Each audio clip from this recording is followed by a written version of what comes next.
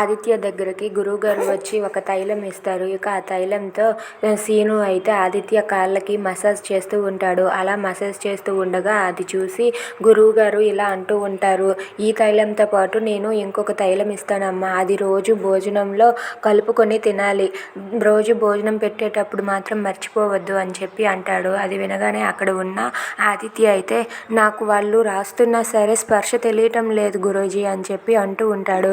అనగానే అక్కడ ఉన్న గురువుగారు అయితే ఈరోజే కదమ్మా ఇంకా మొదలుపెట్టింది, అప్పుడే ఎలా తెలిసిపోతుంది, మరొక 2 రోజులు పోనీ నీకు స్పర్శ తెలిసి నీ కాళ్ళు మళ్ళీ వస్తాయి అని చెప్పి అంటాడు. అది వినగానే ఆదిత్య అయితే తనకు కూడా నమ్మకం కలుగుతుంది.